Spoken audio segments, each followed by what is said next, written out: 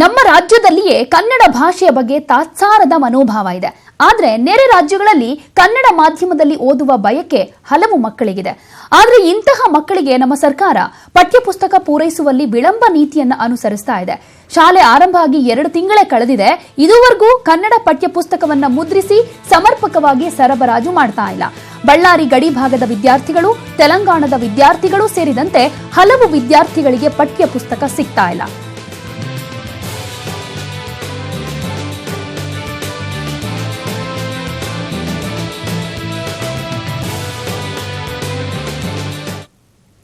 ಈ ಕುರಿತಂತೆ ಮಾತನಾಡೋದಕ್ಕೆ ನಮ್ಮ ಜೊತೆ ನೇರ ಸಂಪರ್ಕದಲ್ಲಿದ್ದಾರೆ ಬಿಜೆಪಿ ಮುಖಂಡ ಹಾಗೆ ಶಾಸಕರಾಗಿರುವಂತಹ ಶ್ರೀರಾಮುಲು ಅವರು. ಅವರನ್ನೇ ಮಾತನಾಡಿಸೋಣ. ಶ್ರೀರಾಮುಲು ಅವರೇ, ನಮ್ಮ ರಾಜ್ಯದಲ್ಲೇ ಕನ್ನಡ ಕಲಿಯೋದಕ್ಕೆ ಅವಕಾಶ ಕೊಡಿ ಅಂತ ಕೇಳಬೇಕಾದಂತ ಪರಿಸ್ಥಿತಿ ಎದುರಾಗಿರೋದ್ರ ಬಗ್ಗೆ ಏನ್ ಅನ್ಸುತ್ತೆ? ಯಾಕೆಂದ್ರೆ ಸ್ಕೂಲ್ ಸ್ಟಾರ್ಟ್ ಆಗಿ ಆಲ್ಮೋಸ್ಟ್ 2 ತಿಂಗಳಾಗಿದೆ, ಇನ್ನೂ ಕೂಡ ಪಠ್ಯಪುಸ್ತಕ ವಿತರಣೆ ಆಗ್ತಾ ಇಲ್ಲ ಗಡಿ ಭಾಗದ ಜನರಿಗೆ, ವಿದ್ಯಾರ್ಥಿಗಳಿಗೆ, ಜೊತೆಗೆ ನೆರೆಯ ರಾಜ್ಯದಲ್ಲಿ ಕನ್ನಡ ಕಲಿಯೋದಕ್ಕೆ ಬಯಸ್ತಾ ಇರುವಂತ ವಿದ್ಯಾರ್ಥಿಗಳಿಗೂ ಸಿಗ್ತಾ ಇಲ್ವಲ್ಲ. ಇಂಥ ಸ್ಥಿತಿ ಬಗ್ಗೆ ಏನಂತ ಅನ್ಸುತ್ತೆ?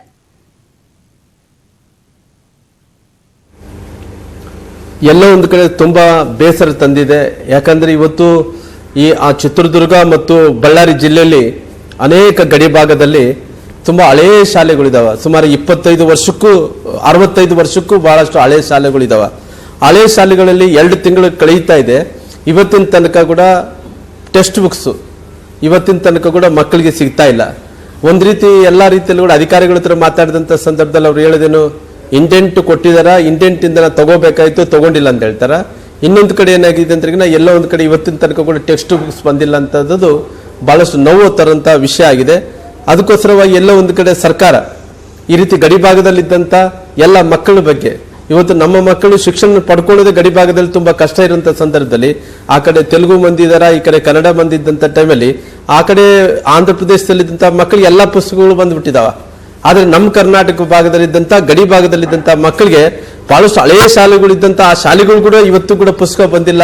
ಅಧಿಕಾರಿಗಳು ಕೇಳಿದ್ರಿಗಿನ ಅಲ್ಲೆಲ್ಲ ಇಂಡೆಂಟ್ ಕೊಟ್ಟಿಲ್ಲ, ಇನ್ನು ಸರ್ಕಾರ ಅನುಮೋದನೆ ಕೊಟ್ಟಿಲ್ಲ. ಅಂದ್ರೆ 2 ತಿಂಗಳು ಕಳೀತಾ ಇದ್ರು ಕೂಡ ಮಕ್ಕಳ ಪರಿಸ್ಥಿತಿ ಏನಂತ ಹೇಳಿ ತಾವೆಲ್ಲ ಕೂಡ ಅರ್ಥ ಮಾಡ್ಕೋಬೇಕಾಯ್ತೆ. ಒಂದ್ ರೀತಿ ಏನಾಗಿದೆ ಅಂದ್ರೆ ಸರ್ಕಾರದ ಪರಿಸ್ಥಿತಿ ಏನಾಗಿದೆ ಅಂದ್ರೆ ಮುಖ್ಯಮಂತ್ರಿಗಳು ಅವ್ರ ಕುರ್ಚಿ ಅವ್ರು ಉಳಿಸ್ಕೋಬೇಕು. ಎಲ್ಲ ಒಂದ್ ಕಡೆ ಮುಖ್ಯಮಂತ್ರಿಗಳು ನಿನ್ನೆ ಮೊನ್ನೆ ನೋಡ್ತಾ ಇದ್ವಿ, ಕಣ್ಣೀರ್ ಹಾಕ್ತಾ ಇದ್ರು. ಏನು ಯಾವ ರೀತಿಯಲ್ಲಿ ಹಳ್ಳಿ ಭಾಷೆದಲ್ಲಿ ಕುಣಿಯಕ್ಕೆ ಬರಲಿಲ್ಲ ಅಂದ್ರೆ ನೆಲ ಡೊಂಕ ಅನ್ನಂತ ರೀತಿಯಲ್ಲಿ ಮುಖ್ಯಮಂತ್ರಿಗಳು ಒಂದ್ ಕಡೆ ಕಣ್ಣೀರ್ ಹಾಕ್ತಾ ಇದಾರ. ಮಂತ್ರಿಗಳು, ಶಿಕ್ಷಣ ಮಂತ್ರಿಗಳು ಎಲ್ಲಿದಾರ ಗೊತ್ತಾಗ್ತಾ ಇಲ್ಲ. ಗಡಿ ಭಾಗದಲ್ಲಿದ್ದಂತ ಮಕ್ಕಳು ಯಾವ ರೀತಿಯಲ್ಲಿ ತೊಂದರೆ ಆಗ್ತಾ ಇದೆ ಅದ್ರ ಬಗ್ಗೆ ಚಕಾರ ಎತ್ತುತ್ತಾ ಇಲ್ಲ.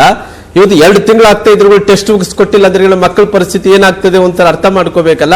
ಸುಮಾರಿಗೆ 13,000 ಮಕ್ಕಳಿಗೆ ಇವತ್ತು ಗಡಿ ಭಾಗದಲ್ಲಿದ್ದಂತ 13,000 ಮಕ್ಕಳಿಗೆ ತೊಂದರೆ ಆಗ್ತಾ ಇದ್ರಿಗಿನ 2 ತಿಂಗಳಾಗ್ತಾ ಇದ್ರು ಟೆಕ್ಸ್ಟ್ ಬುಕ್ ಸಿಗ್ತಾ ಇಲ್ಲ ಅಂದ್ರಿಗಿನ ಈ ಶಿಕ್ಷಣ ಮಂತ್ರಿಗಳು ಏನ್ ಮಾಡ್ತಾ ಇದ್ರು ಒಂದು ಕೂಡ ಅರ್ಥ ಆಗ್ತಾ ಇಲ್ಲ.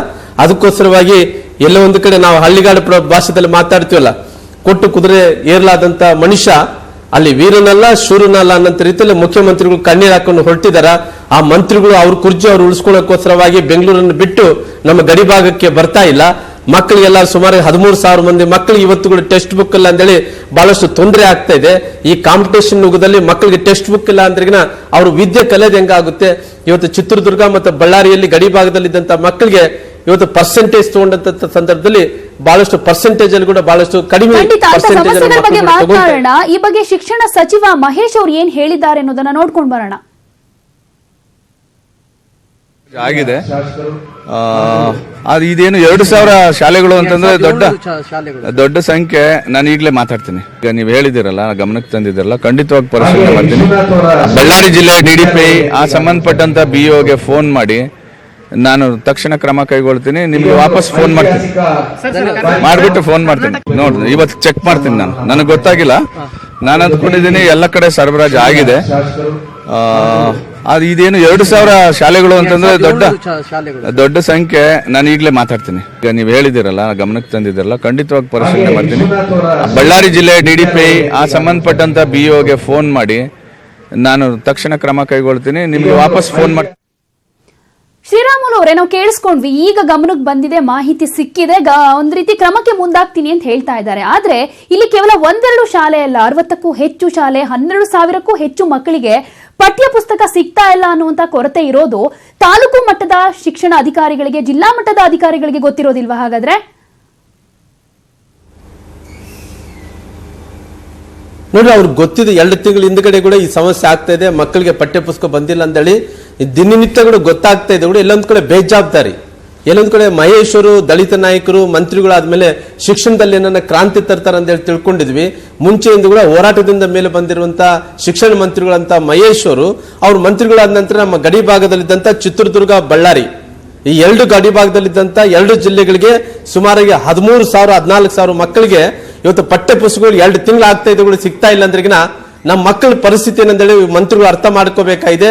ಮಂತ್ರಿಗಳು ತಾವುಗಳ ಹಿಂದುಳಿದಂತ ಜಿಲ್ಲೆಯಿಂದ ಬಂದಂತವ್ರು, ಬಹಳಷ್ಟು ಹೋರಾಟದಿಂದ ಮೇಲೆ ಬಂದಂತವ್ರು. ಮಹೇಶ್ವರ್ ಬಗ್ಗೆ ನನಗೆ ಬಹಳಷ್ಟು ವಿಶೇಷವಾದಂತ ಕಳಕಳಿದೆ. ದಯವಿಟ್ಟು ಮಹೇಶ್ವರೇ ಚಿತ್ರದುರ್ಗ DDP ಅವ್ರ ಹತ್ರ ಮಾತಾಡಬೇಕು, ಬಳ್ಳಾರಿ DDP ಅವ್ರ ಹತ್ರ ಮಾತಾಡಬೇಕು, BOಗಳ ಹತ್ರ ಮಾತಾಡಬೇಕು. ಅದು ರಾಯಚೂರು ಜಿಲ್ಲೆ ಜನರಿಗೆ, ಮತ್ತೆ ಬಳ್ಳಾರಿ, ಚಿತ್ರದುರ್ಗ, ರಾಯಚೂರು, ನಮ್ಮ ಈ ಕೊಪ್ಪಳ ಭಾಗದಲ್ಲಿದ್ದಂತ ಎಲ್ಲ DDPಗಳ ಹತ್ರ ಮಾತಾಡಿ 2 ತಿಂಗಳು ಆಗಿದ್ರು ಕೂಡ ಯಾರು ಇಲ್ಲಿ ತನಕ ಕೂಡ ಅವ್ರು ಏನ್ ಟೆಕ್ಸ್ಟ್ ಬುಕ್ಸ್ ಕೊಟ್ಟಿಲ್ಲನೋ ಅವರೆಲ್ಲ DDP ಮೇಲೆ ಕ್ರಮ ತಗೋಬೇಕು. ಶಿಕ್ಷಣಕ್ಕೆ ಹಿಂದುಳಿದಂತ ಸಮಾಜದ ಒಬ್ಬ ದಲಿತ ನಾಯಕನಾಗಿ ತಾವು ಮಕ್ಕಳಿಗೆ ಬಹಳಷ್ಟು ಒಂದು ರೀತಿ ಮಾರ್ಗದರ್ಶನವನ್ನು ಕೊಟ್ಕೊಂತ ಬಂದಿದ್ರಿ. ದೇವರ ಅವಕಾಶವನ್ನು ಕೊಟ್ಟು ತಾವು ಶಾಸಕರಾಗಿರಿ, ಮಂತ್ರಿ ಆಗಿದ್ರಿ. ಶಿಕ್ಷಣದಲ್ಲಿ ಬದಲಾವಣೆ ಆಗಬೇಕು, ಗಡಿ ಭಾಗದಲ್ಲಿದ್ದಂತ ಮಕ್ಕಳಿಗೆ ಅನುಕೂಲ ಆಗಬೇಕು. ತಕ್ಷಣ ಇವತ್ತು ಆದೇಶವನ್ನು ಹೊರಡಿಸಬೇಕು, ಎಲ್ಲ ಮಕ್ಕಳಿಗೆ ಟೆಕ್ಸ್ಟ್ ಬುಕ್ಗಳನ್ನು ಕೊಡಬೇಕು. ಅಂದ್ರೆ ಶ್ರೀರಾಮುಲು ಅವರೇ, ಕನ್ನಡದ ಉಳಿವಿಗಾಗಿ ಎಷ್ಟೆಲ್ಲ ಹೋರಾಟಗಳು ನಡೀತಾ ಇರುತ್ತೆ.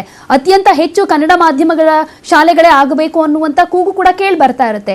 ಇಂಥ ಪರಿಸ್ಥಿತಿ ಬಂದ್ರೆ ನಿಜಕ್ಕೂ ಮಕ್ಕಳು ಕನ್ನಡ ಮಾಧ್ಯಮವನ್ನ ಬಿಟ್ಟು ಬೇರೆ ಮಾಧ್ಯಮಗಳ ಕಡೆ ಗಮನ ಹರಿಸೋದಕ್ಕೆ ಸರ್ಕಾರವೇ ಒಂದ್ ರೀತಿ ಅವಕಾಶ ಮಾಡಿಕೊಟ್ಟಂಗ ಆಗೋದಿಲ್ವಾ ಅಂತ.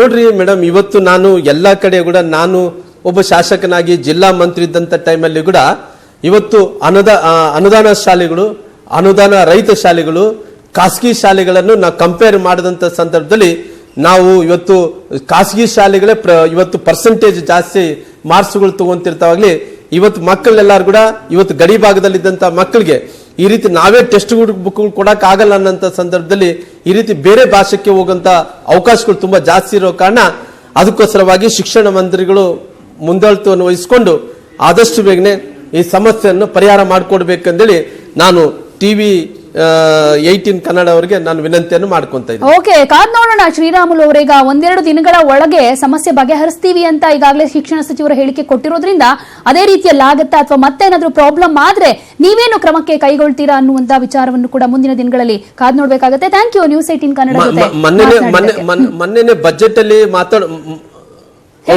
ಥ್ಯಾಂಕ್ ಯು ಹೇಳಿ ಶ್ರೀರಾಮುಲು ಅವರೇ, ಬಜೆಟ್ ವಿಚಾರವಾಗಿ ಹೇಳ್ತಾ ಇದ್ರಿ, ಬಜೆಟ್ ವಿಚಾರವಾಗಿ ಹೇಳ್ತಿದ್ರಲ್ಲ, ಹೇಳಿ. ಬಜೆಟ್ ಅಲ್ಲಿ ಸುಮಾರಿಗೆ 23 ನನಗೆ ಮೊನ್ನೆ ನಾನು ಬಜೆಟ್ ಅಲ್ಲಿ ಭಾಷಣಕ್ಕೆ ಅವಕಾಶ ಕೊಟ್ಟಂತ ಸಂದರ್ಭದಲ್ಲಿ ಸಾಕಷ್ಟು ಶಾಲೆಗಳನ್ನು ಸುಮಾರು 28,000 ಶಾಲೆಗಳನ್ನು ಮುಚ್ಚಾಕೆ ಈ ಸರ್ಕಾರ ತೀರ್ಮಾನವನ್ನು ತಗೊಂಡಿದೆ. 28,000 ಮಂದಿ ಶಾಲೆಗಳು ಮುಚ್ಚಾಕಿದ್ರಿಗಿನ 3 ಲಕ್ಷ ಮಕ್ಕಳಿಗೆ ತೊಂದರೆ ಆಗುತ್ತೆ. ಇವತ್ತು 3 ಲಕ್ಷ ಮಕ್ಕಳಿಗೆ ತೊಂದರೆ ಆದ್ರಿಗಿನ 28,000 ಮಂದಿ ಶಾಲೆಗಳು ಮುಚ್ಚಾಕಿದ್ರಿಗಿನ ನಮ್ಮ ಮಕ್ಕಳ ಶಿಕ್ಷಣದ ಪರಿಸ್ಥಿತಿ ಏನಂದ್ರೆ ಅರ್ಥ ಮಾಡ್ಕೋಬೇಕಾಗಿದೆ. ಸರ್ಕಾರ ಅವತ್ತು ನಾನು ಅವಕಾಶ ಕೊಟ್ಟಂತ ಸಂದರ್ಭದಲ್ಲಿ ಹೇಳಿದೆ, ಮುಖ್ಯಮಂತ್ರಿಗಳೇ, ಶಿಕ್ಷಣ ಮಂತ್ರಿಗಳೇ, ತಾವು 28,000 ಶಾಲೆಗಳನ್ನ ಮುಚ್ಚಕ್ ಹೋಗ್ತಾ ಇದ್ರು, 3 ಲಕ್ಷ ಮಂದಿ ಮಕ್ಕಳಿಗೆ ತೊಂದರೆ ಆಗ್ತಾ ಇದೆ, ದಯವಿಟ್ಟು ಈ ನಿರ್ಧಾರ ವಾಪಸ್ ತಗೋಬೇಕಂದ್ರೆಗಿನ ಮುಖ್ಯಮಂತ್ರಿಗಳು ಬಜೆಟ್ ಅಲ್ಲಿ ಅವ್ರ ಉತ್ತರವನ್ನು ಕೊಡಕ್ ಆಗ್ಲಿಲ್ಲ. ಇವತ್ತು ನಾವು ಶಿಕ್ಷಣಕ್ಕೆ ಆದ್ಯತೆಯನ್ನು ಕೊಡಬೇಕಾಗುತ್ತೆ. ಯಾವುದೇ ದೇಶ, ಯಾವುದೇ ರಾಜ್ಯ ಬೆಳಿಬೇಕಾದ್ರೆಗಿನ ಶಿಕ್ಷಣದಿಂದ ಮಾತ್ರ ಬೆಳೆಯಕ್ಕೆ ಸಾಧ್ಯ ಆಗುತ್ತೆ. ಅದಕ್ಕೋಸ್ಕರವಾಗಿ ಮಂತ್ರಿಗಳು ಎಲ್ಲ ಒಂದು ಕಡೆ ಇವತ್ತು ತಾವು ಏನು ಮುಚ್ಚಕ್ಕೆ ಹೊರಟಂತ ಎಲ್ಲಾ ಶಾಲೆಗಳ ಬಗ್ಗೆ ಯೋಚನೆಯನ್ನು ಮಾಡಬೇಕು, ಒಂದು ತೀರ್ಮಾನ ತಗೋಬೇಕು, ಮಕ್ಕಳಿಗೆ ಒಂದು ಸಂದೇಶವನ್ನು ಕೊಡಬೇಕಾಗಿ. ಯಾಕಂದ್ರೆ ಇವತ್ತು ಮಕ್ಕಳೆಲ್ಲರೂ ಕೂಡ ನಮ್ಮ ಶಾಲೆ ಮುಚ್ಚುತ್ತಾರೋ ನಮ್ಮ ಶಾಲೆ ಮುಚ್ಚುತ್ತಾರೆ ಎಂದು ಗೊಂದಲದಲ್ಲಿದ್ದಾರೆ. ಅದು ಪರಿಣಾಮ ಮಕ್ಕಳಲ್ಲಿ ವಿದ್ಯಾಭ್ಯಾಸ ಮೇಲೆ ಬೆಳೆಯೋದು ಬೇಡ. ಅದಕ್ಕೋಸ್ಕರವಾಗಿ ಗಟ್ಟಿಯಾದಂತ ನಿರ್ಧಾರ ಮಂತ್ರಿಗಳು ತಗೋಬೇಕು, ಸರ್ಕಾರ ತಗೋಬೇಕು. ಥ್ಯಾಂಕ್ ಯು ಶ್ರೀರಾಮುಲು ಅವರೇ, ನ್ಯೂಸ್ 18 ಕನ್ನಡ ಜೊತೆ ಮಾತನಾಡಿದಕ್ಕೆ.